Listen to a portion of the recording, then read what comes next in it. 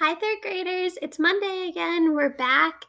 I hope you guys are enjoying learning at home.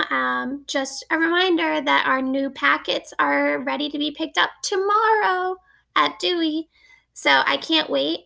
And I want to review a skill with you guys really fast because I know you're going to have to do it in your new packets. And also, it's one that we should know by now in third grade. So today we're going to be talking about synonyms, and antonyms. Antonyms. Synonyms means something that is similar. So these are words that might have a similar meaning. If you use them in a sentence, you might be able to replace one with another.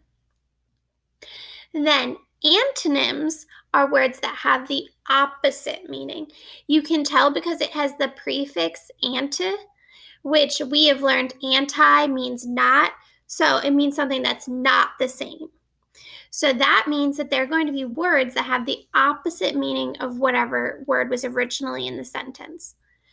So I have a challenge for you. If I say the word hot, can you think of a synonym for hot? Put it in the comments down below if you can think of a synonym, so a word that has a similar meaning to hot. Put it in the comments below. Now, what about an antonym? If I say the word nice, what would be a word that is an antonym to nice? And remember, please don't just say mean. Use your vast third grade vocabulary and pull those really cool words out and type those down below in the comments. So in the comments, I want you to list a synonym for hot and an antonym for nice. Okay, everybody, so that's your little quick skills review for today, just because you guys are going to have to do a lot more of that starting on our worksheets. But until then, read alouds are back. Okay, everybody, let's get going. Now, I know there were quite a few of you who missed some read alouds, and so you said, Miss Lane, I'm really confused where you are. Here's your chance. You can watch them all back.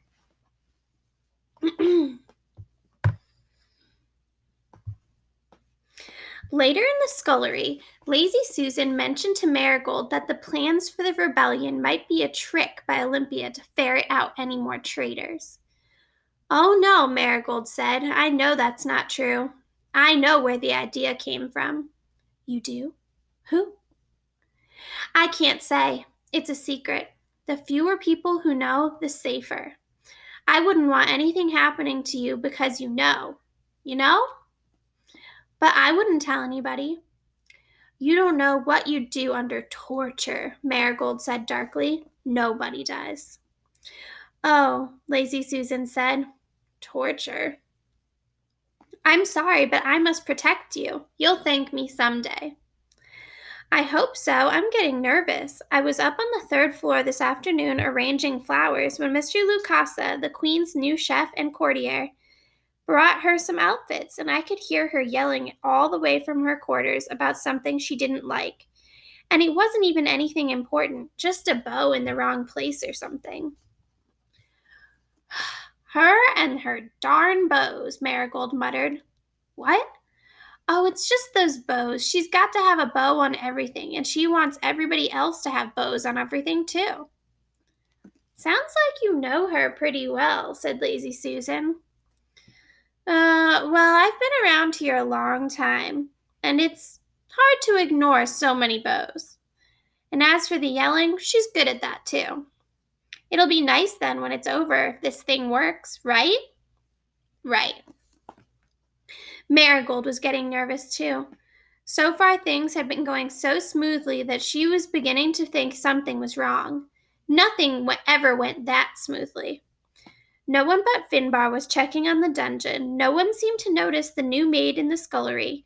None of the many subjects of the kingdom who now knew about the impending revolt had leaked any information to anyone else who shouldn't know about it, and nobody had heard a single word about whether a trial would actually be occurring on the next market day. Naturally, things wouldn't always stay this uncomplicated. And that is the end of chapter 26. So tomorrow, I promise we will start chapter 27. Ready for the one and only Ivan? I have to say, even if you're in 111, I'd be picking up reading this book too. Because remember, the one and only Ivan is about a gorilla who lives in a mall. And there's also a baby elephant whose name is Ruby. And there are so many different characters in here. And now Ivan has promised to get Ruby out of the mall and to a real zoo where they can have room to play. Ready? Let's get started. Imagining. It's different now when I paint. I'm not painting what I see in front of me, a banana, an apple. I'm painting what I see in my head, things that don't exist, at least not yet. I pull on not tag my stuffed animal's stuffing. Carefully, I fill her with my paintings, hiding them so Mac won't sell them. She's large, bigger than Bob, but I still have to crumple a few of them. Bob tries to settle on her for a nap. You've killed her, Bob complains. I had to, I say. I miss your stomach, Bob admits. It's just so spacious. Because remember, Bob used to sleep on Ivan's belly. When Julia arrives, she noticed that I've used up most of my paints and paper. Wow, Julia shakes her head. You are one serious artist, Ivan. One more thing. My finger painting has sold for $40 with a frame. Mac is happy. He brings me a huge pile of paper and big buckets of paint. Get to work, he says. I paint for Mac during the day and Ruby at night. I nap when I can. But my nighttime painting isn't quite right. It's big, that's for sure. When I place all the pieces on the floor of my cage side by side, the cement is almost completely covered.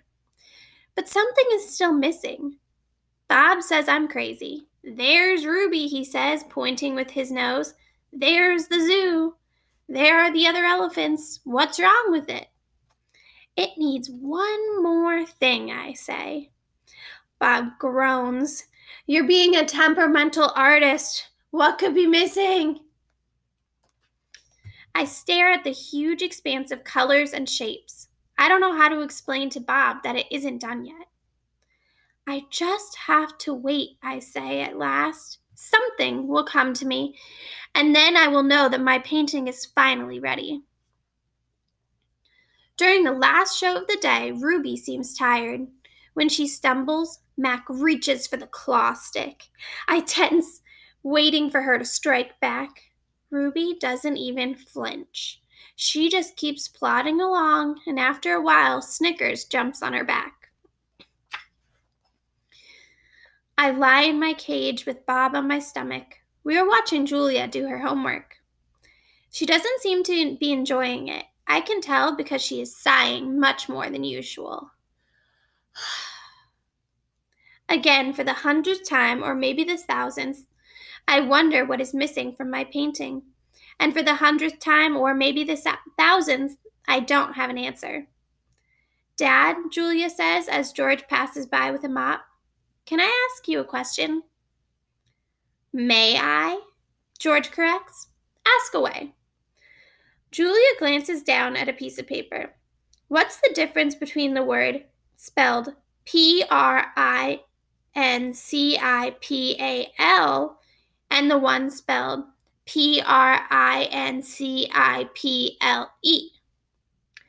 The first one is the head of your school, like Miss Garcia. The second is the belief that you know what's right or wrong. He smiles. For example, it's against my principle to do my daughter's homework for her. Julia groans. Ugh! If I'm going to be an artist when I grow up, why do I need to know how to spell?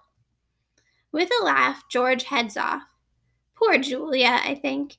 Gorillas get by just fine without learning how to spell. All those endless letters, those sticks and circles and zigzags filled up books and magazines, billboards and candy wrappers. Words. Humans love words. I leap up.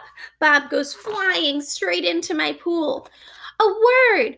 You know how I feel about wet feet, Bob yells. He scrambles out of the water, shaking each foot in dismay.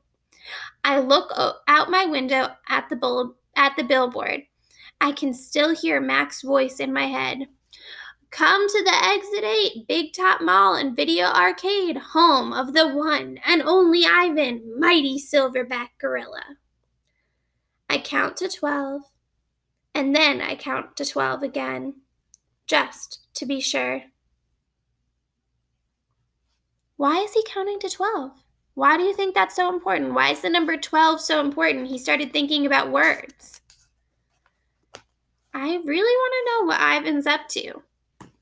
So you guys are going to have to come back tomorrow. So remember, don't forget, you're telling me a synonym for hot and an antonym for nice in the comments below. And you can also tell me what you think is going to happen next in our stories.